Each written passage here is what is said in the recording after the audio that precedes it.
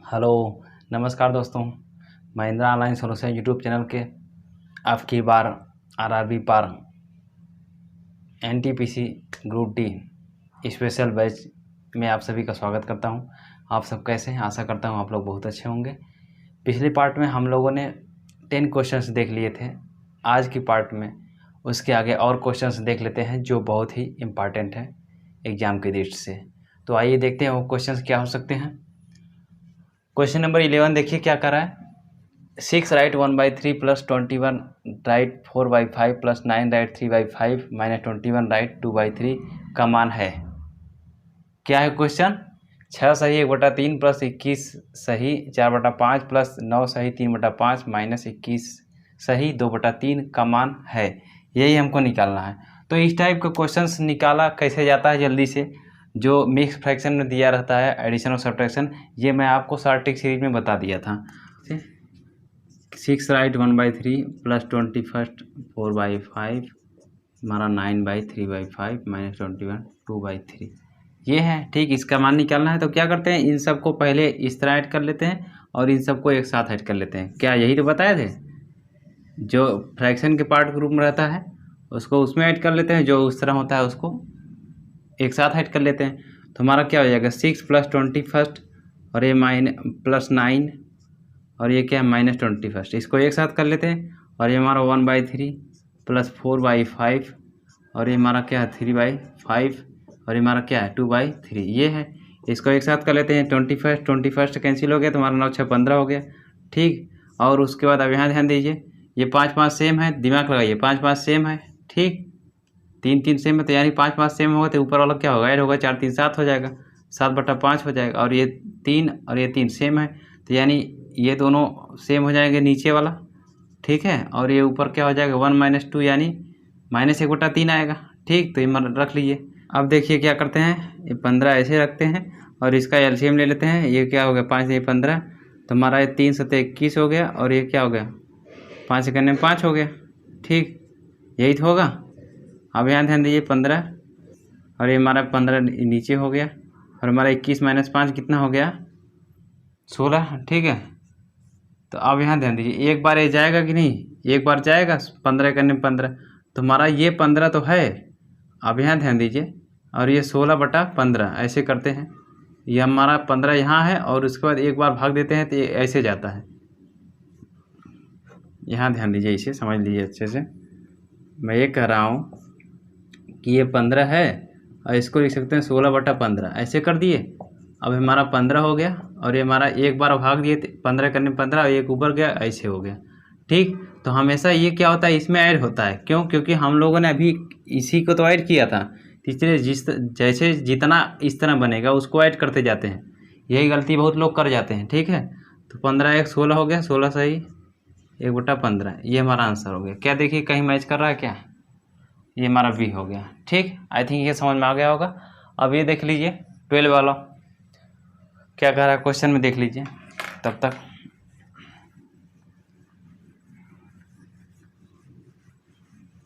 तो ये अब तक ये पढ़ लिए होंगे क्वेश्चन नंबर 12। अब देखिए इसमें क्या करा है, प्रथम 24 विषम प्राकृतिक संख्याओं का योगफल होगा पूछ रहा है। तो इसका एक फार्मूला होता है। ठीक, इसका फार्मूला क्या होता है, विषम का क्या होता है n² होता है और सम का क्या होता है n × n+1। ठीक है, जब ऐसे होता है प्रथम n प्राकृतिक संख्याओं का योगफल क्या होता है n × n+1/2 होता है और प्रथम n प्राकृतिक सम संख्याओं का योगफल क्या होगा n × n+1 और प्रथम n प्राकृतिक विषम संख्याओं का योगफल क्या होगा हमारा n² होता है। ठीक है, तो ये फार्मूला आपको याद होना चाहिए। तो इसमें हम क्या लगाएंगे n² वाला लगाएंगे। ठीक, तो n² वाला लगाएंगे तो क्या होगा हमारा n = 24 है यहाँ पे। तो फार्मूला जानते हैं हम क्या n² होता है, तो ये 24 का स्क्वायर कर दिए, हमारा कितना हो गया 24 का स्क्वायर क्या होता है 576। ठीक है, तो जिसको आ रहा है वो जल्दी से लगा करके आगे बढ़ जाएगा। देखिए कौन सा ये हो गया, ओह सॉरी ये नहीं होगा 575, ये गलती मत कीजिए, गलती करने के लिए ही दिया गया है। ठीक, अब क्वेश्चन नंबर 13 देख लीजिए ऐसे।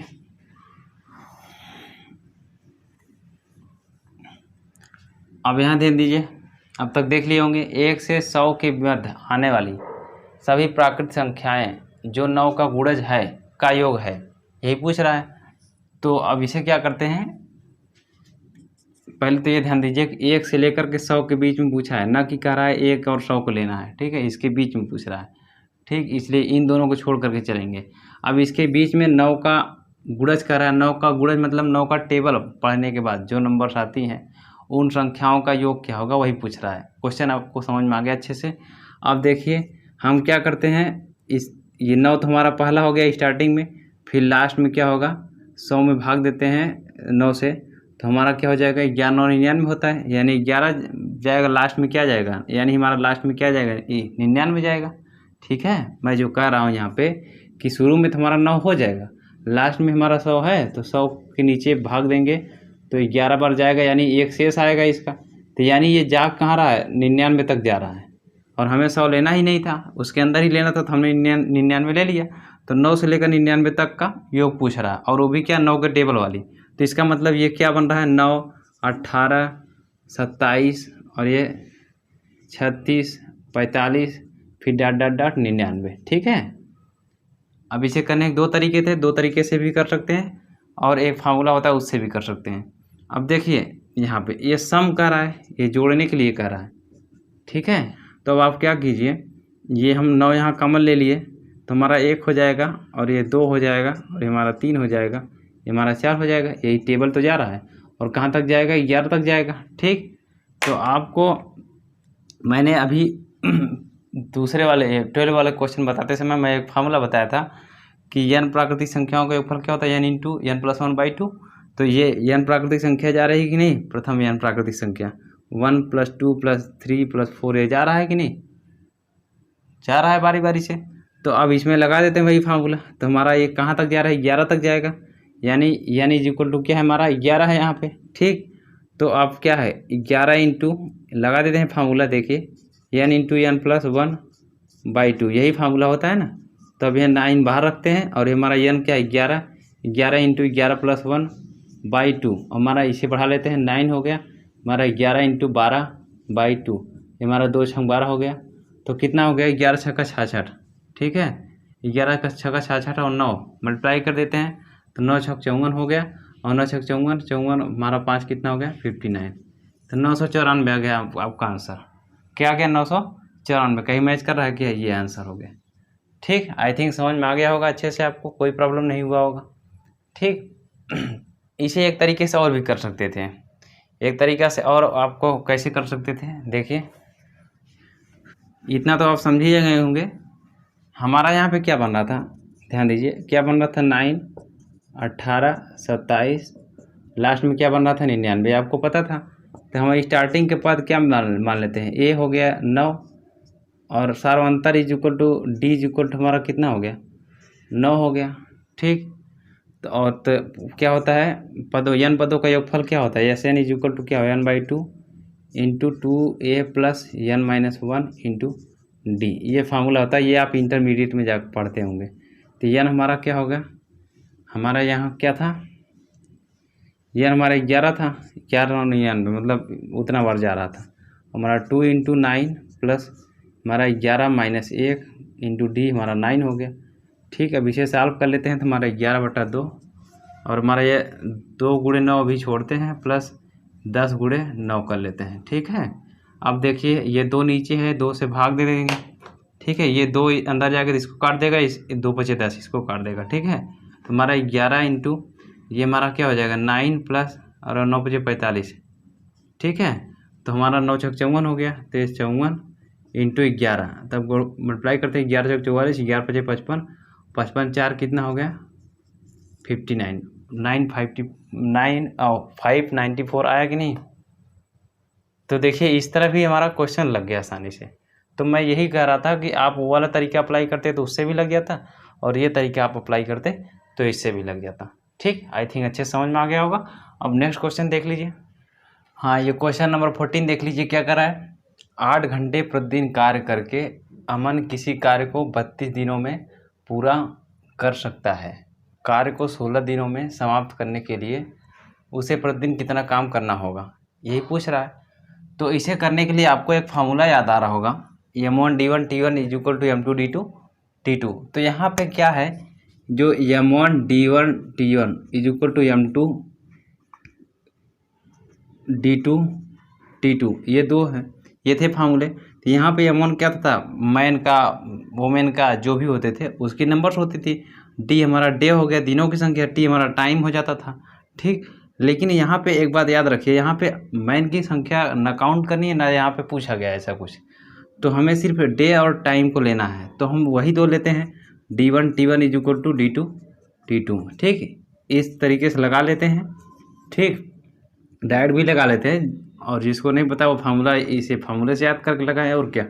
अब यहाँ ध्यान दीजिए, डी हमारा क्या हो गया, पहला 8 घंटे में, ओह सॉरी, हमारा क्या कह रहा है, टाइम हमारा क्या है 8 घंटे हो गया, और कितने दिन है 32 दिन, अमन, ठीक। अब यहाँ ध्यान दीजिए, हमारा दूसरा क्या कर रहा है 16 दिन में, तो हमारा ये 16 हो गया, और T2 में पूछ रहा है, टाइम पूछ रहा है कितना टाइम काम करना पड़ेगा कि वह 16 दिन में समाप्त कर दे, यही तो पूछ रहा है। तो अब ये 16 इधर उठा कर लाया तो हमारा 32 इंटू 8/16, 16 दूनी 32 हो गया, तो 8 दूनी 16 हो गया, तो क्या आ गया हमारा 16, तो हमारी 16 घंटे आ गया आंसर, ठीक है। उसे प्रतिदिन कितना काम करना पड़ेगा 16 आवर्स, तो हमारा आंसर क्या हो गया 16 आवर्स, ठीक। आई थिंक समझ में आ गया होगा। इसे आप ऐसे डायरेक्ट भी कर सकते थे कि 8 घंटे काम कर रहा है और 32 दिन टाइम ले रहा है, ठीक है। अब हमें उसे 16 दिन में कंप्लीट करना है, ठीक है। इसका मतलब अब कम समय में हमें कंप्लीट करना है तो पर डे ज़्यादा काम करना पड़ेगा, ठीक। तो अब ये देखिए यहाँ पे कि अब ऐसा क्या करें कि हमारा 16 आ जाता है, यहाँ पे हमारा 2 से भाग दे देते तो हमारा 16 आ जाता। तो जब यहाँ भाग दे रहे तो यहाँ पे क्या करेंगे, गुणा करेंगे, यही होता है, ठीक। तो हमारा क्या हो जाता है, ये 16 आ जाता, तब भी हमारा आंसर हो जाता, ठीक। अब क्वेश्चन नंबर 15 देख लीजिए ऐसे।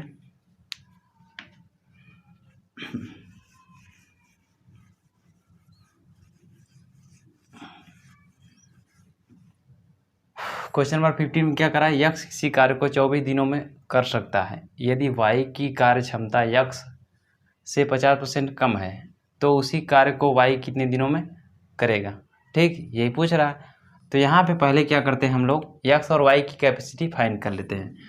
तो अब देखिए इसे जल्दी से करने के लिए क्या करते हैं, ये हमारा क्या है 50% है, ठीक। अब ये माइनस में है तो इसे 1/2 कर सकते हैं, कैसे कर सकते हैं, क्योंकि 50% बराबर 1/2 होता है, ठीक है। और कैसे होता है आपको पता होगा, इस तरह 50 दूनी हो गया ना 1/2, 50% बराबर क्या होता है 50/100 लिखते हैं ना, परसेंट हटा करके, तो 50 दूनी 100 1/2 हो गया कि नहीं, तो यही 1/2 लिखे हैं, ठीक।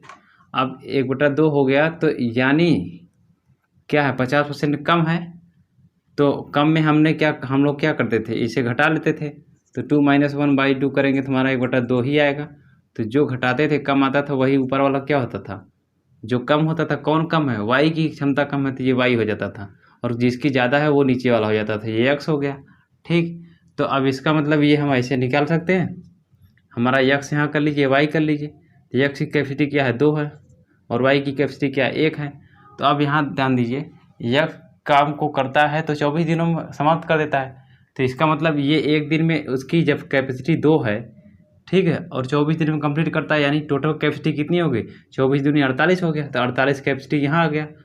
अब ध्यान दीजिए, एक कैपेसिटी है वाई की, एक दिन में एक कैपेसिटी है, मतलब 1 यूनिट कैपेसिटी है, ठीक। तो 48 यूनिट को कितने दिन में कंप्लीट करेगा, तो 48 दिन में करेगा, ठीक, क्योंकि एक दिन में एक ही यूनिट, तो 48 यूनिट कितने 48 दिन में, तो हमारा 48 आंसर आ गया, डायरेक्ट टिक मार दीजिए, ठीक। ऐसे कर सकते थे इसको, ठीक, और हो गया।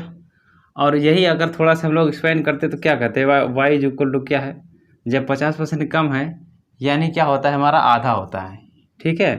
तो एक्स का 50%, ठीक है, एक्स का 50% वाई के बराबर है, ठीक। अब हमारा एक्स गुणे 50% क्या है 1/2 लिखते हैं, तो अब क्या करते हैं एक्स उठाकर इधर लाते हैं, y/x ये हमारा 1/2 हो जाता है। अब आपको पता होगा कि ये ऊपर वाला ऊपर होता है, नीचे वाला नीचे होता है वैल्यू, ठीक है। तो यानी एक्स वाई की वैल्यू 1 हो गई, एक्स की वैल्यू 2 हो गई, तो हमारा ये फिर से वही प्रोसेस आ गया जो हमने अभी किया, ठीक है, वही जो करना है ये वही कर दीजिए। आई थिंक समझ में आ गया होगा, कोई प्रॉब्लम नहीं हुआ होगा समझने में, ठीक। अब हम लोग नेक्स्ट क्वेश्चन देख लेते हैं। हाँ ये क्वेश्चन नंबर 16 देख लीजिए क्या कर रहा है। किसी आयताकार क्षेत्र की लंबाई तथा चौड़ाई का अनुपात 5:4 है।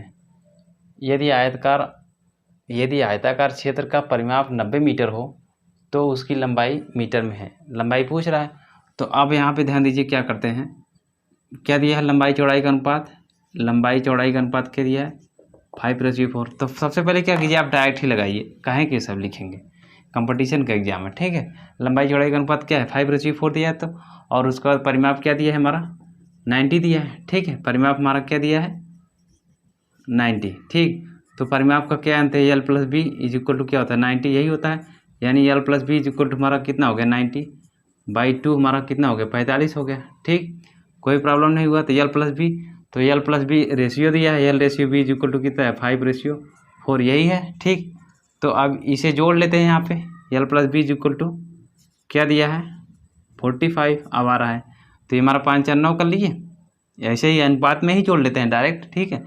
5 4 9 हुआ, तो 9 इज इक्वल टू कितना हो गया हमारा? 45 है। तो यानी 1 यूनिट इज इक्वल टू कितना आ जाएगी? 1 बराबर कितना हो जाएगा? 9 × 45, 5 हो गया। तो जब 1 यूनिट बराबर 5 हो गया और यहाँ पे रेशियो में 5:4 था, ठीक है। तो 5 यूनिट बराबर कितना हो जाएगा? 5 × 5 इज इक्वल टू कितना हो गया? 25। ये हमका आंसर हो गया, ठीक है। कहीं मैच कर रहा है क्या? ये आपका डी हो गया, ठीक। कोई प्रॉब्लम नहीं हुआ होगा, आपको आ गया होगा। अब यदि इसको एक्स वाले मेथड से लगाते हैं तो हम लोग क्या करते हैं, देखिए। तो सारा जो गुणन होता है उसको एक्स मान लेते हैं। तो लंबाई इज इक्वल टू हमारा क्या हो जाता? 5x हो जाता। और चौड़ाई इज इक्वल टू क्या हो जाता हमारा? 4x हो जाता, ठीक है। कोई प्रॉब्लम नहीं हुआ। अब ध्यान दीजिए, हमारा परिमाप क्या दिया है? 90 दिया है। परिमाप का फॉर्मूला क्या जानते हैं? 2 × एल प्लस बी, यही जानते हैं। ये 90 हो गया, ठीक। कोई प्रॉब्लम नहीं हुआ। अब ये l plus b is equal to कितना हो गया हमारा? 90/2 कर दिए, 45 हो गया, ठीक। अब ये l plus b is equal to हमारा 45 हो गया। अब एल प्लस बी मान रखते हैं। लंबाई क्या है? 5x है। चौड़ाई कितना है? 4x है, इज इक्वल टू 45। 5 4 9x हो गया, is equal to 45। x is equal to क्या है? 9 से काट दिए, ये 9 कट गया, ठीक। 9 × 5 45, ठीक। तो x इज इक्वल टू 5 आ गया। तो जब x 5 आ गया, हमको पूछ क्या रहा है? लंबाई पूछ रहा है। तो हमारा लंबाई क्या है? 5 × x वैल्यू रखते हैं 5 इज इक्वल टू कितना होगा? 25। आई थिंक ये आ गया कि नहीं? अब आसानी से आ गया, एक्स वाले मेथड से और इस वाले मेथड से, ठीक। अब क्वेश्चन नंबर 17 देख लीजिए। ऐसे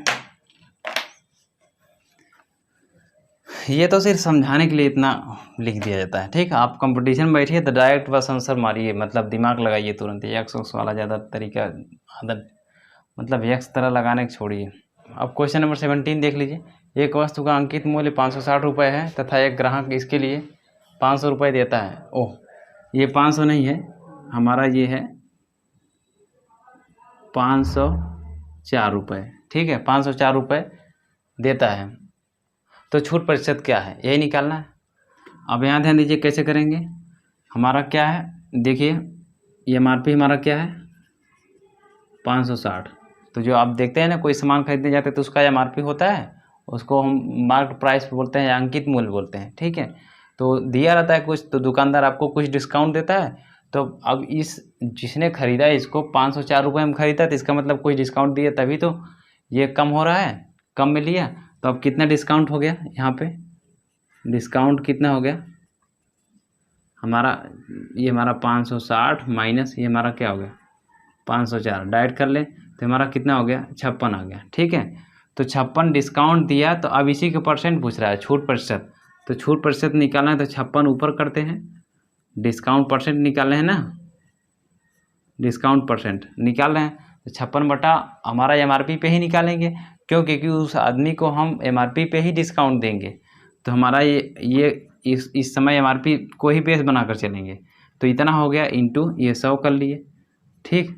अब हमारा ये क्या हो गया? 56 का 56 एक बार हम कट गया, तो नीचे क्या हो गया? 0, और ये 0 इसको काट दिया 10%, तो हमारा ये 10% हो गया, ठीक। ये आंसर हो गया। कहीं मैच कर रहा है क्या? ये हो गया, ठीक। आई थिंक समझ में आ गया होगा, कोई प्रॉब्लम नहीं होगा। जब आपको ऐसा क्वेश्चन दिखे तो आप डायरेक्ट क्या कीजिए, ये तो हम आपको समझाने के लिए कीजिए, कर दिए, ठीक है। ये 560 था, एक ग्राहक इसके लिए क्या है? 504 रुपये देता है, यानी 560 माइनस 4 किए तो हमारा 56 हो गया। तो डायरेक्ट क्या है? 56 यहाँ रखिए, और MRP दे रहा है तो 560 कीजिए, फिर उसके बाद यहाँ पे 100 कीजिए, ठीक है। ये 0 इसको काट दिया, 56 एक में 56 हो गया, हमारा क्या है 10% आंसर हो गया, ठीक। आप ऐसे तुरंत करके आगे बढ़ जाइए, ठीक है। इस तरह आपको नहीं लिखना है, ये तो हम समझाने के लिए लिखा देते हैं। अब नेक्स्ट क्वेश्चन देख लीजिए इसे। हाँ, ये क्वेश्चन देख लीजिए, क्वेश्चन नंबर 18 क्या कर रहा है, एक वस्तु का अंकित मूल्य इसकी लागत मूल्य से 2 गुना है, 40% लाभ प्राप्त करने के लिए छूट क्या होगी, ठीक। तो वस्तु का अंकित मूल्य इसकी लागत से कितना है, 2 गुना है, कितना 2 गुना, और 40% लाभ लेना है, तो डिस्काउंट क्या रखें। तो अब देखिए इसको कैसे लगाते हैं, ध्यान दीजिए, क्या है 2 गुना, तो मान लीजिए CP हमारा क्या है, हमारा 100 मान लेते हैं, तो इसीलिए हमारा 2 गुना कर लिए, MRP इज इक्वल टू कितना हो गया 200 ले लिए, ठीक है। अब लाभ 40% प्राप्त करना है, तो छूट क्या होना चाहिए, तो लाभ हम 40% लेना चाहते हैं, तो यहाँ ध्यान दीजिए, तो हम 40% ले रहे हैं, तो डिस्काउंट कितना होगा 60 होगा, 40% लाभ ले रहे हैं, इसका मतलब 60% डिस्काउंट होगा, तो डिस्काउंट इज इक्वल टू हमारा क्या हो जाएगा 60%, ठीक है। 100 माइनस 40% इज इक्वल टू कितना हो गया 60% हो गया, यही तो ले रहे हैं। अब ये 60% जो ले रहे हैं वो किस पे ले रहे हैं, 200 पे ले रहे हैं, तो हमारा ये 100 यहाँ कर लिए, तो हमारा यहाँ से भाग दे दीजिए, तो हमारा 2 3 ये 30% हो गया, ठीक है। तो हमें क्या करना पड़ेगा, डिस्काउंट कितनी रखनी पड़ेगी 30%।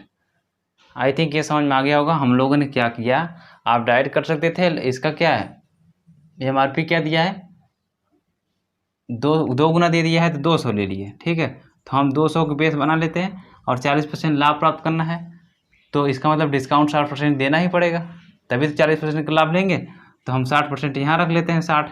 अब ये 200 कर रहे हैं, तो ये हमारा 200 नीचे रख लेते हैं, काट देते हैं, 2 हमारा 30 हो गया, तो हमारा 30% हो गया, ठीक।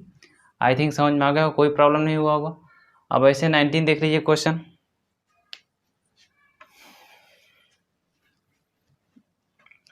आई थिंक ये क्वेश्चन अब तक पढ़ लिए होंगे आप। अब देखिए क्या कर रहा है, 2 संख्याएं 9:5 के अनुपात में है, यदि प्रत्येक में 9 जोड़ी जाए तो नया अनुपात 5:3 हो जाता है, तो दोनों संख्याओं का योग क्या होगा, यही कह रहा है। तो इस टाइप के क्वेश्चन करने के लिए हम क्या करते हैं, 9:5 दिया है, ठीक। अब उसमें 9 जोड़ी जाए तो नया अनुपात क्या बन जा रहा है 5:3 बन जा रहा है, ठीक। अब इसे करने के लिए क्या करते हैं, देखिए ये हमारा क्या है, इसमें डिफरेंस कितना है 9 और 5 का, पहले इन दोनों को सेम करते हैं। 9 और 5 का डिफरेंस क्या है हमारा 4, तो इसको हम यहाँ 4 लिख लेते हैं। दोनों तरीके से कर सकते हैं, कोई प्रॉब्लम नहीं। अब यहाँ 5 और 2 का डिफरेंस क्या है 2 है, यहाँ कर लेते हैं। तो अब 2 का मल्टीप्लाई इसमें करते हैं, 4 का इसमें करते हैं, तो वहीं यहाँ पे कर लेते हैं, 2 हो गया 4 कर लिए, क्योंकि हम बराबर करना चाहते हैं। तो इसमें मल्टीप्लाई 2 हो जाएगा, इसमें मल्टीप्लाई 2 हो जाएगा, और ऐसे ही इसमें क्या है मल्टीप्लाई किससे हो जाएगा 4 होगा, इसमें 4 होगा, ठीक। तब ये रेशियो क्या बन जाएगा हमारा, दोनों 18 हो गया, और ये हमारा 5 दूनी 10 हो गया, ठीक। अब ये हमारा 5 चौक 20 हो गया, और ये हमारा रेशियो कितना बन गया 3 चौक 12 हो गया। अब सोचिए पहले क्या था, इसका मतलब अब निकला कि पहले हमारा 18:10 था, बाद में जब 9 जोड़ दिया गया तब हमारा कितना हो गया 20:12 हो गया। तो यानी इन दोनों में डिफरेंस देखिए कितना, 18 + 2 और 10 + 2 12, तो यानी यही +2 बराबर क्या है हमारा 9 यूनिट आ रहा है, ठीक है। ये मतलब 2 यूनिट बराबर 9 आ रहा है, 9 जोड़ दिए हैं ना, तो इसका मतलब 1 यूनिट बराबर कितना हो जाएगा 9/2 हो जाएगा। तो अब हमें पूछ क्या रहा है, तो दोनों संख्याओं का योग क्या होगा, तो पहले दोनों संख्या तो हमको पता होना चाहिए। तो आप सोचिए क्या करते हैं, आप देखिए क्या करते हैं। अब 1 यूनिट बराबर 9/2 हो गया, तो पहला क्या है हमारा, यही संख्याएं मूल रूप से प्राप्त हुई है, पहली संख्या यही तो थी, तो यानी पहली संख्या ये मिल गई है, तो ये 18 है, ये 10 यूनिट है, तो 18 यूनिट, जब 1 यूनिट बराबर 9/2, तो 18 यूनिट बराबर कितना हो जाएगा 18 गुणे 9/2 प्लस इसका निकालते हैं 10 गुणे 9/2, ठीक। यही ऐड करेंगे ना, यही तो सम पूछ रहा है, तो हमारा दोनों 18, 9 गुणे 9 हो गया, और ये हमारा 2 × 5 = 10, ठीक है। तो हमारा क्या हो गया 9 × 45 हो गया, ठीक। 9 × 9 = 81 हो गया, और ये हमारा 45 हो गया, तो 5 × 6 हो गया, 8 × 4 = 12, 126, ये आंसर हो गया। कहीं मैच कर रहा है क्या, देखिए ये भी आपका आंसर हो गया। आई थिंक समझ में आ गया होगा, कोई प्रॉब्लम नहीं हुआ होगा। इसे देखिए हम लोग ऐसे डायरेक्ट करते हैं, जब एग्जाम में बैठते हैं तो करते कैसे हैं देख लीजिए, डायरेक्ट कैसे करते हैं। देखिए एग्जाम में बैठते हैं तो क्या करते हैं हम लोग 9:5 यहाँ रखते हैं और 9 जोड़ी जा रही है तो तुरंत एग्जाम में तुरंत दिमाग लगाते हैं। ये हमारा क्या है देखिए डिफरेंस 5 4 का डिफरेंस निकला, ठीक, और ये डिफरेंस 2 का निकला। तो इसमें हम तब क्या करते हैं, तुरंत क्या करते हैं, इसका इसमें मल्टीप्लाई करते थे, इसका तो दोनों 18 हो गया और 2 × 5 = 10 हो गया, और इसका 4 × 5 = 20 कर लिए, हमारा 5 × 4 = 12 कर लिए, ठीक है। इसका डिफरेंस +2, इसमें +2, तो ये +2 = हमारा 9 हो गया, ठीक है। इसलिए +1 = या 1 = कितना हो जाएगा 9/2 हो गया, तो 9/2 1 यूनिट हो गया, तो ये 18 हो गया। तो हमारा 18, ये 2 से 18 × 9 लिखते नहीं, दोनों 18 हो गए, 9 × 9 = 81, और उसके बाद ये 81 हो गया ये वाला नंबर। अब उसके बाद फिर ये वाला करते हैं, तो हम 2 से 2 × 5 = 10, 9 × 5 = 45, ये हमारा 45 हो गया। तो ये दोनों नंबर हो गए 81 और 45। अब दोनों को ऐड कर देते हैं, ऐड करने के लिए पूछ रहा है, तो 5 × 1 = 6 कर लिए, 8 × 4 = 12 कर लिए, 126, ये आंसर हो गया, ठीक। तो डायरेक्ट ऐसे ही करते हैं जब एग्जाम में बैठते हैं। अब क्वेश्चन नंबर 20 देख लीजिए, ऐसे क्या कर रहा है।